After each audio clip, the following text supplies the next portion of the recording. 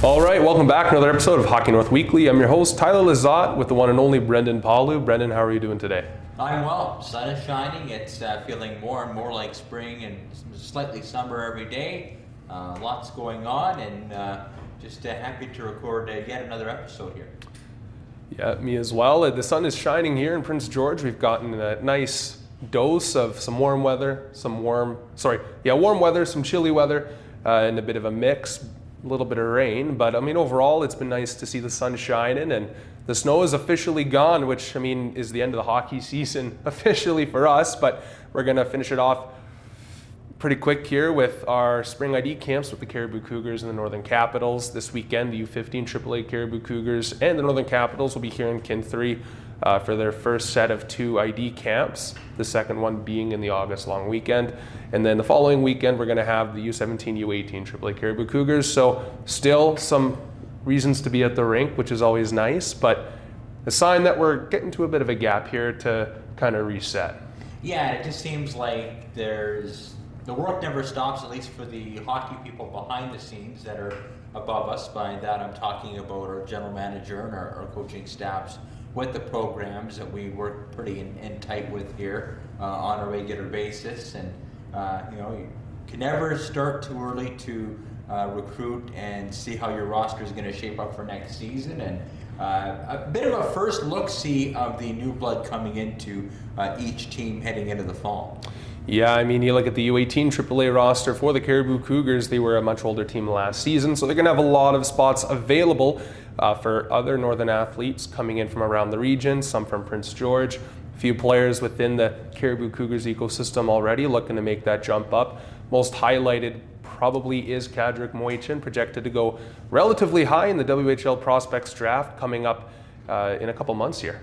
Yeah, I was talking to Decker, actually, his older brother, and he thinks he can probably go within the first 5 rounds of the draft. We'll see where he ends up, but Decker, as he just came back from Portage, finishing off his MJHL season and career, thinking younger brother will have a chance to be picked fairly high. He's not quite sure when or where he's going to land, but he should be able to hear his name called during the course of the prospects draft. Most certainly, and I'm sure he is one of a few of the Caribou Cougars that could be hearing their name called on the draft day for the WHL. Let's talk a little bit here about, on the topic of the WHL, the championship series right now. We have Gavin McKenna with the Medicine Hat Tigers currently having their way with the Lethbridge Hurricanes. Yeah, and of course, let's not forget Nick Bride's Tanner Mollendijk also on that team. They're at Game 3 tonight. Lethbridge is giving the Tigers all they can handle on home ice as we record this. And of course, you got Miguel Marquez, a Prince George product, a member of the Hurricanes. So, Prince George, Lethbridge, rather, if they have any chance of coming back and winning this series, they're going to have to take care of their business at home to stay in play. But Medicine Hat, so loaded, so deep, you almost kind of get the feeling that they may be that, I don't want to say team of destiny, but a team that just has it all in front of them to go towards the final. Still lots of hockey to be played yet between those two Central Division rivals, so we'll see how that works out there, but don't want to count out the Hurricanes just yet. They got a lot of talent on that side of the roster too, so it should be some fun games coming up. In terms of the West, it's been an absolute shootout between the Spokane Chiefs and the Portland Winterhawks. Chiefs up 2 Cobb, but it's the way that they're winning. It's the most entertaining. A 10-4 win on Friday, followed up by a 6-5 overtime win on Sunday. And we knew we'd see a lot of goals in this series, maybe not this quickly, but you're kind of looking at 2 teams that play the game the exact same way, run and gun, stretch passes, lots of goals, lots of speed, lots of offense, and it just seems like Portland's kind of that. I don't want to say the originators, but they're kind of the one team that's constantly plays that system, but Spokane looks turbocharged right now. Yeah, Spokane is firing on all cylinders and proving to be a very smart move by the general manager for the Spokane Chiefs for acquiring Andrew Cristal. Since he's come to Spokane, he has been electric. And that top line really has been the best top line in the WHL right there with the top line over in Medicine Hat. And I think we could be gearing up for a high-scoring, high-flying WHL final. Yeah, and of course, still lots of games to play. Obviously, Portland's got 3 straight at home. Spokane, upper hand, you'd think they'd be able to match any offense Portland can muster, which I think that they will, but it's never over until you win 4. But Spokane and Medicine Hat looking strong out of the gate. Of course, we have Smith Redmond and Chase Harrington of Prince George on the Chiefs roster. David Hoy of Fort St. James playing for the Winterhawks. So again, some northern flavor on both rosters. Chase Harrington, of course, the overtime winner in Game 2. So congratulations, Chase, on a job well done there in clinching Game number 2 for the Spokane Chiefs. Yeah, Chase Harrington proving to be a very clutch depth piece on this run for the Spokane Chiefs. And not to mention, they have been spectacular to watch this year, but this Spokane team is still quite a young roster. And I mean, you can look at Mathis Preston. He was a first overall selection for them not too long ago in his rookie season, also having an excellent playoffs. And these depth pieces contributing in key moments for the Spokane Chiefs down this long stretch. The WHL playoffs, a very hard fight to get to that final round. And you got to think, with the departure of Chris Stahl and Van Olm next year, the Spokane Chiefs team is looking pretty good for another run next year. Yeah, we're missing some offense. Going to have to replace a couple more important pieces, but some of the young pieces that are there now should be able to fill some of that gap. Obviously, not knowing what their prospect and draft pick pool is, they might have to go through a couple of different avenues to shore up the roster that way again. But this, the Chiefs, much like Spokane, like to run and gun, put the puck in the net, and that's been very evident through the first 2 rounds and a bit. Very well said. And let's talk a bit about the Telus Cup. The Junior Pack Canadians did win the whole thing. Maddox Schultz, who's gearing up to be the potential first overall pick, coincidentally, to the Regina Pats in the WHL draft with a spectacular performance here at the Telus Cup. And a couple Cougars prospects also playing key moments as we talked to Cooper Bratton and Eli Johnson in this week's episode. Yeah, I got caught up with both players. They both played together, of course, with the Pat Canadians, both signed Prince George Cougar prospects, and got the chance to talk to them about the experience of the tournament, the type of team they had all year long. I mean, even before they had players like Taylor Tabachnik, who was their starting goaltender, come back to them from the Melville Millionaires at the start of the year. And then you had Jonas Sievertson, who started the year with the Prince Albert Raiders, played about 15 or so games before getting sent back down to the Pat Canadians. I mean, this is a team that was already loaded with talent, but to have those 2 players come back to them really filled out the roster on top of guys like Maddox Schultz, Chase Sirkin, who's a Brandon Weekings prospect, Boston Tate on the back end. I mean, there was lots of talent there with that Pat Canadians team. And just talking about the whole experience, beating Levy after falling short in the round robin, and both players kind of admitted to a man that they got off to a bit of a slow start in that Friday game where they fell behind 4-0 in the first 10 minutes, and then they thought they outplayed them the last 2 periods, even though they lost that game. And then right out of the gate on the Sunday, despite being outshot, they felt they were right there with them. And wouldn't you know it, Maddox Schultz, the hero for the Pat Canadians. Rattle off some stats for you. Pat Canadians 4-1 in the preliminary round, winning the gold medal. Jonas Sievertson, 5 goals, 9 helpers. Chase Sirkin, the ultimate playmaker for the Patsies, 1 goal, 11 helpers. Maddox Schultz, first-year U18 AAA player, 9 goals, 11 helpers. Eli Johnson, 2 goals, 10 assists in that tournament. Cooper Bratton, more of a defensive game, 1 helper. Boston Tate also in the mix there. Take a look at the Okanagan Rockets, who is the BC champion. They finished out of the playoff running. There they had Dion Schrader, 2 goals, 2 helpers. Braden Westman, 2 and 3. Moncton Flyers, they finished with a bronze medal in that tournament. They had a pretty solid team as well, led by Nathan Weber, 2 goals, 4 assists. Mark McPhee, 4 and 2. Tristan Richard, 3 goals, 2 helpers. Malik Bork-Vigneault, 5 assists, 1 goal. Fraser Valley, the host, a rough tournament for them. They finished winless in that tournament. Elgin Middlesex, they lost in the bronze medal game to Moncton, but they had a good team as well. Chase Pettipies, 2 goals. Nash Jacobs, 3 goals, 1 helper. Morgan Payne, 1 goal. Nathan Slight, 2 helpers. Lucas Van Stessel, 1 goal. Tyson Ackerman, 1 assist as well. And, Levy, similar stats to the Pat Canadians. A lot of goals were scored. Charles Antoine Dubé, 3 goals, 6 helpers. Charles Albert Pouliot, 4 goals, 3 assists. Alex Desereau, 1 goal, 7 helpers. Elliot Lafleur, 2 goals, 7 assists. Malik Cote, 6 goals, 4 assists. Brandon Delabrasil, 4 goals, 3 assists. And then Samuel Thibault, 1 goal, 5 assists. Antoine Proulx, of course, their starting goaltender. So the best of the best on display for a week in BC's Fraser Valley. And it was the top 2 teams that went to the final. And when it was all said and done, it was Maddox Schultz that put the Regina Pat Canadians over the top. And here's our chat. Here's this week with Prince George Cougars signed prospects Cooper Bratton and Eli Johnson on this week's episode of Hockey North. Welcome back to the Hockey North weekly podcast here. With me now, 2 members of the Telus Cup national champion Regina Pat Canadians, Prince George Cougar prospects, defenseman Eli Johnson and Cooper Bratton. Cooper and Eli, congratulations and welcome to the show. Thanks for having us. Well, first things are first.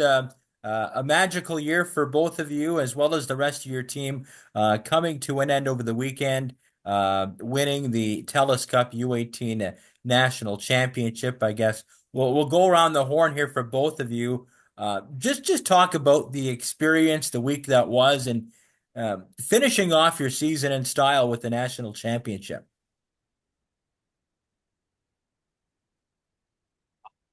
We obviously flew into Chilliwack, had a good flight. Got there early Sunday and practiced Sunday afternoon. Got set for the week, went over everything we needed to go over. Got to skate on the ice. And then it was good. We were all prepared and we all knew what we were there for, and we got the job done. Yeah, I mean it was a lot of games in a short notice. I mean, 7 games in 7 days isn't easy on the body, but I mean we practiced pretty hard going up to it. We prepared for the 2 weeks we had in between regionals and Telus. So we came into Chilliwack, pretty prepared to, play against some top teams and, compete for the national championship. And of course, you overcame a round robin loss at the very end against Levy. You got them back in the final game on the Sunday there in overtime. You had Maddox Schultz score the winner for your team to claim the title, I guess. And I asked Cooper this question off here, but I'll ask you both again anyway. What did you feel your team learned or took away from that game? I know you had the slow start, but what adjustments did you make from Friday's game into the Sunday final where, Levy wasn't quite as daunting, even though the shots were lopsided at times? I mean, we going from even just Western regionals, we didn't really play any top end talented teams. And then, playing Levy that night, it was almost like a shocker to our system. I mean, we came out a little bit flat, I'd say. And but I mean, once we got our feet under us and started to, play how we usually play, we kind of gained confidence more and more as the game went on to, you know what, like these guys aren't better than us. Like we can beat them. We just didn't come off on the right foot. So I mean, Friday's game, it helped us learn a lot. We did a lot of film after, just kind of seeing how, our breakdowns, I guess you could say, and what we could overcome when we play them the next time. So it really helped us. Yeah, we obviously realized we came out to a slow start there on that Friday night game. And then I think we were just a little hesitant. And then on Sunday we knew what we needed to do. We were all in. Mm-hmm. And of course, you get the title on the Sunday. You battled back. You tied it up at 2 there. It was kind of back and forth throughout the afternoon. And then Maddox Schultz wins it in overtime, very quickly in overtime within the first 30 seconds. What was the reaction like from from either one of you or the whole bench when the puck went in? Uh, it was a blur, if I'm being honest. I don't really know how to really describe it. It was so exciting. I mean, so many emotions. There's guys crying, guys celebrating. Like it was just overwhelmed. Yeah, it was pretty crazy. Just hopped off the bench, threw my helmet, and got in the huddle. Really, everyone was so excited. It was a pretty special moment for sure. Yeah.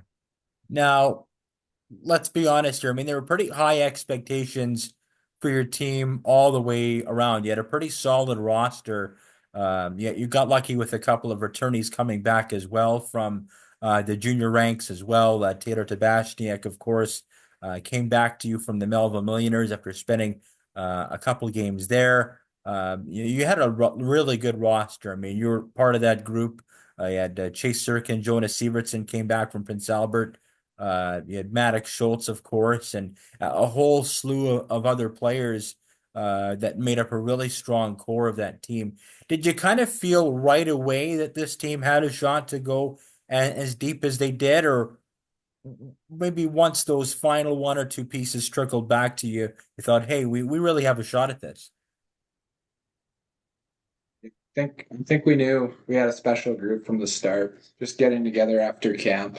We honestly we weren't looking too ahead to the Telus or anything or a national championship, but we knew we could do great things with the guys we had in the room, and we all had good chemistry with each other. So Yeah, I mean, like straight from fall camp, coming together. We even had a team supper at that camp, just getting to know each other, and we knew that like, hey, like we're willing to go to war with these guys, and we even seeing us in exhibition games and the start of regular season, like things actually started to click pretty easily, which I mean it's not always easy to do early in the year. Um, but yeah, I mean, getting those two, well, I guess Jonah and Tabashnik back from junior hockey, it was massive for our roster. Getting a little more scoring and a little more secure in the net, which it actually propelled us to, deeper in the year and later in playoffs. It really helped us.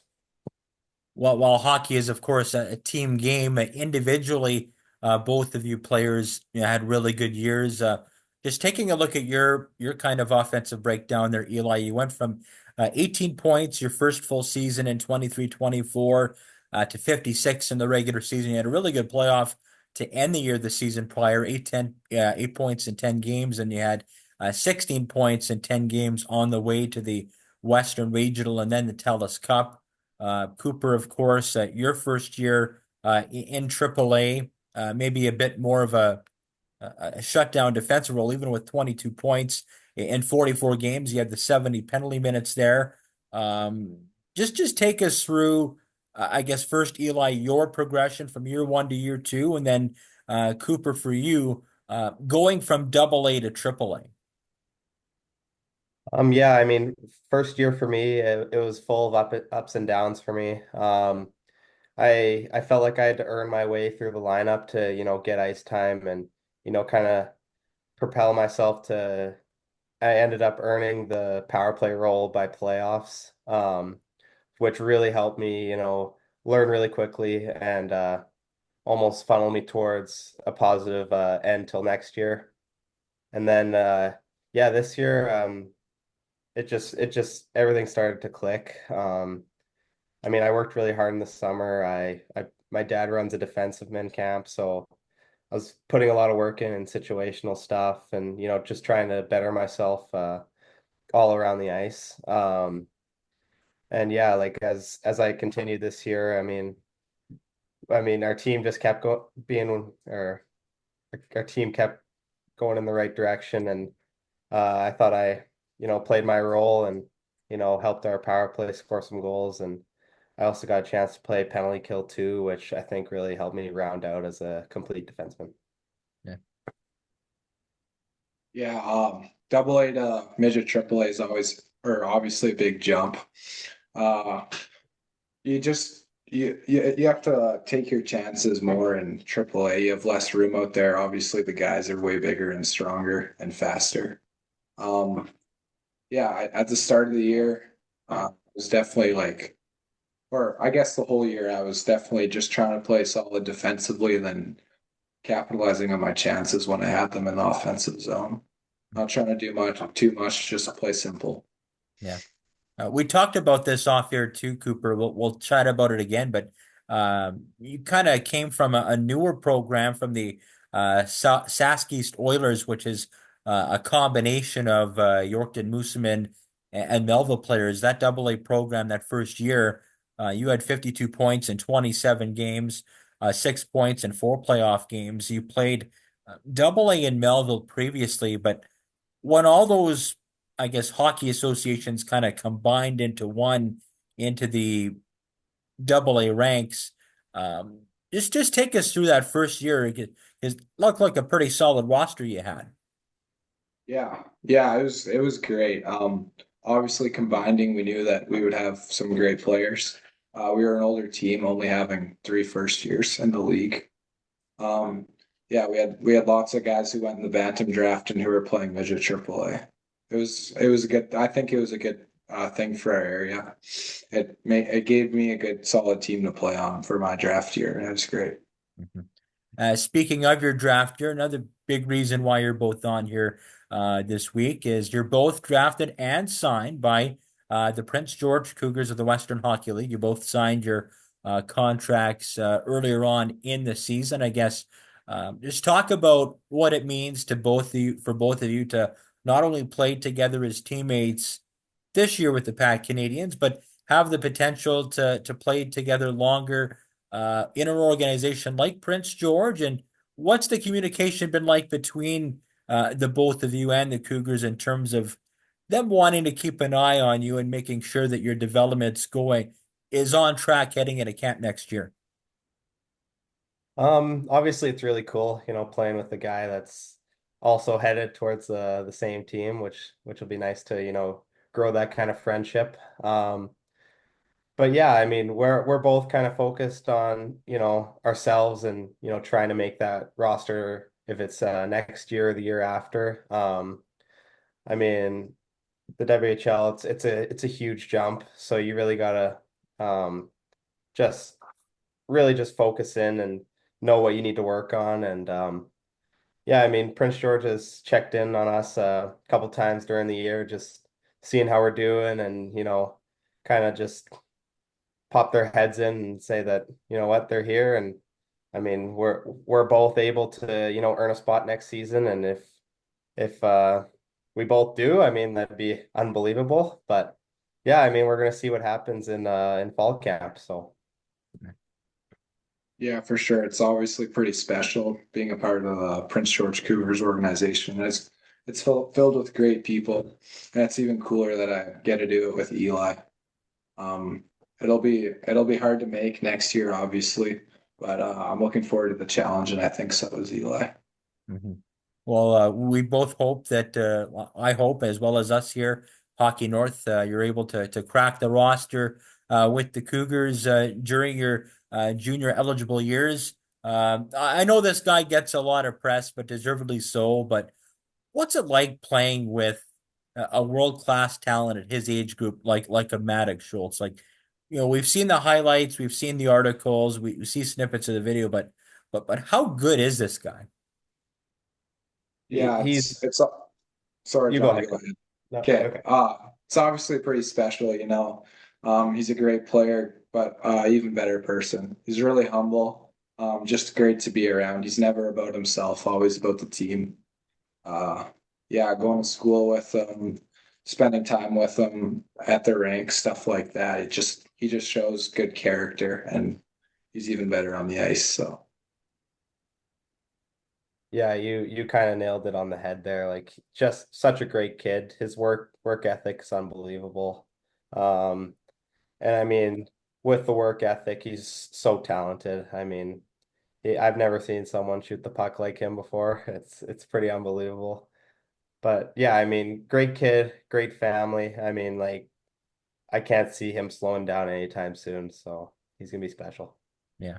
Now, your team went the blonde look for the playoffs. There were all the players and such dyed their head blonde. Who was in charge of that decision? And is that something that you wanted to do for playoffs going in? Um, for me, no, I did not want to do it. I was convinced it was bad luck since we've lost the last 2 years in the finals with it. So I was like, no, we shouldn't do it. But obviously it was good luck this year. So I think I'm happy that we did it. Yeah, being a rookie on the team, I didn't really have much of a say. I bleached my hair last year for playoffs, and we lost it in the second round. So it wasn't really too great for me. But this year, yeah, just came to a team decision, and it worked out, I guess. Mhm. Going into the summer, it's obviously a big off season for both of you with your junior aspirations for next season. But if there's one part of each of your game that you'd like to try and refine or improve upon going into the summer, what would it be for either of you? For me, I would say it's my skating. I want to become faster. I'm not the biggest defenseman out there, so I think getting an extra uh gear would be great for my development and having a better chance at making their roster. And yeah, probably just that and defensive awareness. I think, going through more situational stuff with doing defenseman camps and just trying to be well-rounded all over the ice. So if I'm needed somewhere, I'm able to play. Mhm. Yeah, for me, it's also my skating. Obviously, the league's very fast, so you got to be a great skater. Just working on my quick starts and pivots. I think those are very important. Playing defense. Yeah, obviously my shot too. I think every player can say that. If you want to score goals, you got to work on your shot. So Growing up through minor hockey and even to this point now with AAA Pat Canadians, is there any players in your position in terms of like NHL players that you try and pattern or emulate your game after?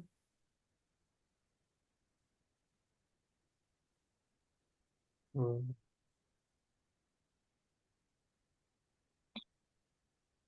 like players in the NHL, Yeah, yeah.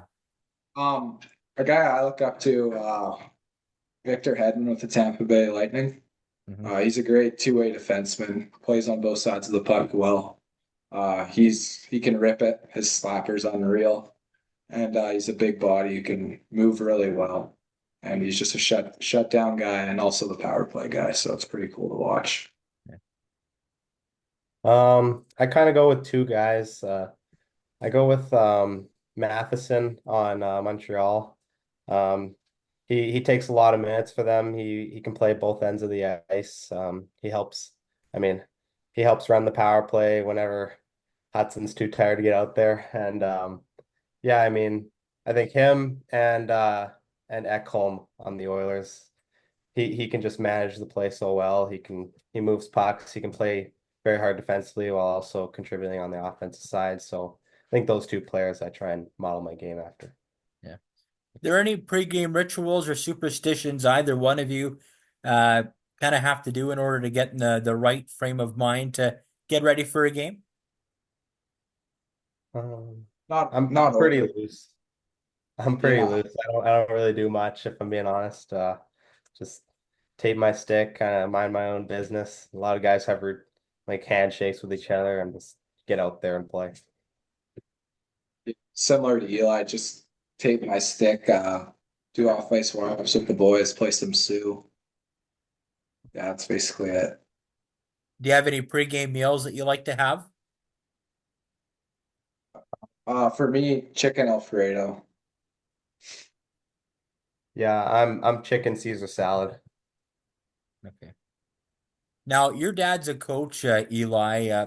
How much of an advantage do you think that kind of gave you in terms of your development and things that you needed to work on, and maybe having access to certain things that maybe some other players through minor hockey might not have been able uh, to reach, I guess. Oh, it's unbelievable. He runs hockey camps in the summers for us, so like he runs the skills camp, so I get to work on my skating, my just overall game. And then he also runs a defenseman camp for kids around Regina. So I get to, work on the defensive side of things, shooting from the blue line, all those sort of things. So I think it's really huge just him being a coach and to give kind of advice in certain areas where, I may be unsure of that he has the right mind and knows exactly what I'm asking. So yeah, it's obviously it's awesome to have that little advantage. I'm gonna give you a fun question here, and you might have to think about it, but I'm gonna ask it anyway. Either one of you were stranded on a desert island with three of your teammates, who would you pick to join you and why? Johnny, go. Well, we don't got the smartest guys on our team. We're just good at hockey. Um, I'd probably say Taylor Tabashnek, Ryan Clark, and uh, let's go Brody Bowen just because he'd make it fun. Taking Johnny first so we can get our chemistry up. There you go. Then I'm gonna take Chase Serkan. Not sure why. Nathan Gardner, keep me entertained. And then my D partner, Boston Tate. Yeah. Any final thoughts before we sign off here in regards to just the season it was for you and the Pat Canadians, as well as what's ahead with you and the Cougars? No, I can't think of anything. It's just unbelievable end of the year. It's just so special to be a part of, and you know what, I was grateful for every moment, and I'm excited for what's ahead. Yeah, couldn't have asked for a better group of guys to do it with. It was an unreal experience, and I'm looking forward to the future. All right. Well, thank you very much for joining us here on Hockey North Weekly, and maybe the next time we do this, both of you will be wearing Prince George Cougar colors. All right, that was Cooper Bratton and Eli Johnson, our special guests on this week's edition of Hockey North. While they're not Northern BC products, born and raised, they are Prince George Cougar prospects. So bent the rules a little bit in terms of our interview guests, and pretty good choice in terms of players to get for this week's interview segment. Eli Johnson, Cooper Bratton going to be in Cougars camp come the fall, and two players probably were very worthy of a long look of a roster spot. Probably put Johnson slightly ahead of Bratton in terms of making it full-time maybe next year, just because Johnson's a year older, but two guys that the Cougars have high hopes for. Yeah, two players that had really impressive seasons this year in the AAA level and really capped it off with a milestone that not a lot of these players get a chance to even sniff. So it's a really good congratulations to those two players, and the future is bright for the Prince George Cougars. Also, too, speaking of championships and milestones and send-offs, want to send our congratulations to Josh Sale. They didn't win the Canalta Cup final against the Melfort Mustangs, but they made it to the final. A good job on Josh and the Red Wings for making it that far. They fell in 5 games to the now back-to-back champion Melfort Mustangs, who will now play on in the Centennial Cup in Calgary in May. Also want to congratulate 3 Northern products from the Grand Forks Border Bruins of the Kootenay International Junior Hockey League. After the Bruins won a league title, they won the Mallard Cup over the Ridge Meadow Flames of the Pacific Junior Hockey League. So congratulations to Prince George's Jasper Tate, former Caribou Cougar, also former Caribou Cougar and current alum Keenan Holland on that team as well, along with Telqua's Thomas Clark. Clark was a late season acquisition for the Bruins from the Kamloops Storm. Keenan also, of course, started the year in Kamloops with Thomas. So congratulations to all 3 as they cap off a successful season down in Grand Forks. And it wasn't that long ago Grand Forks was dead last in the KI with really no hope in sight. I think that was only 3 or 4 seasons ago now, and you see this 180 U-turn for the franchise, and it accumulates into a couple of good championships. Yeah, really impressive showing, and you look at some of the Northern talent on there. A lot of these teams that are making it to the finals and making it far in the playoffs all around junior hockey right now have players that are here from the north, and it's proving that the style of play that comes from growing up here in the north is a well-looked and sought-after trait. And it's cool to see a lot of northern athletes getting that opportunity to be on championship teams and to be to play key roles on their teams respectively. Before we sign off, I also want to mention Niko Majadovic wrapping up his first full pro season in the American Hockey League with the San Diego Gulls, the AHL's affiliate of the Anaheim Ducks. So Niko, pretty solid second half of the year, got off to a bit of a slow start statistically in half one, but after the Christmas break, Niko really picked it up for the Gulls, and which should be some good momentum heading into year two. Yeah, I mean, worth noting, there was a pretty lengthy recovery time for Majadovic in his last year of junior hockey with the Seattle Thunderbirds, and you could really tell it took him a little bit to really get back to his level of play. And it's really impressive to me that he did it with, he had a very short stint with Seattle near the end of the year when he came back from his injury, but then takes it further, starts the next season healthy with a whole new level of hockey in the American Hockey League. That's a big jump for a lot of players. He's still junior eligible as of last season. He was an 04, 20 years old, and he really adapted well. He found his legs, and it's really good to see him have that big push and get the production down the stretch to close out the season for the Gulls. And knowing Niko, he's a very dialed-in, driven athlete, and I think he's going to be a player to look out for next season in the American Hockey League. And with that, we'll wrap up another episode here of Hockey North Weekly. Special thanks, of course, to Prince George Cougar prospects Eli Johnson and Cooper Bratton for joining us on short notice, and hope you enjoyed yet another episode here of Hockey North Weekly.